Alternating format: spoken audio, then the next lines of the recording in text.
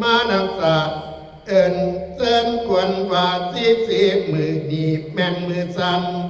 วันนี้แม่นวันดีวันดีที่เป็นเอ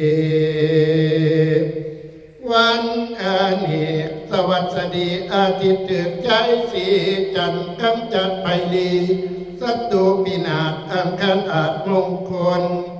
พูดเป็นบุญผู้สนเจ้าเกิดพระฤหัสลำเลือดมหาพลา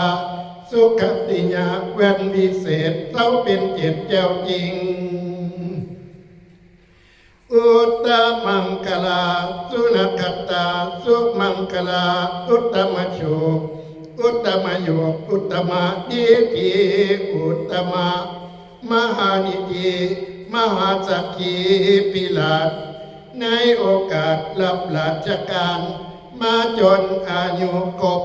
60 ปีดีแล้วว่ากัดแน่สิได้แวะจากพี่น้องลาจากห้องบนทำงานวันที่1 ตุลาคมนี้สิได้เป็นราษฎรอยู่บ้านปรับจากการจากงานได้เวลาพักผ่อนแสนอ่อนสอนสิคิดฮอดพี่น้องก็บุญกองเป็นซอยแน่เด้อเจ้าหน้าที่และพี่น้องเสียงแซวเตรียมห้องโอเอิ้นเอาพวนหมู่เจ้าให้มาเข้าเป็นสู่จริงเจ้าอย่ามิดอิงติ่งยามพวนมาให้เจ้าตื่น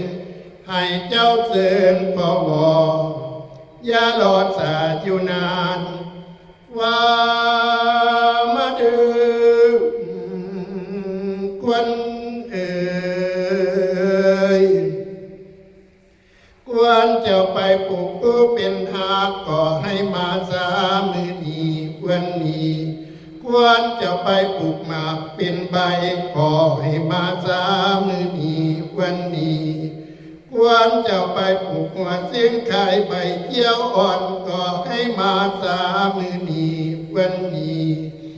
ควรเจ้าไปปลูกมันอ่อนเป็นเกลือก่อให้มาสามือนี้วันนี้ว่ามาดื้อกวนเอ๋ยมานำทางคนทองมานำปองคนเตี้ยวมากินข้าวต้มและของหวานมากินน้ำตาลและน้ำอ้อยหมอพรเอิ้นจอยควรเจ้าให้เต้ามาว่า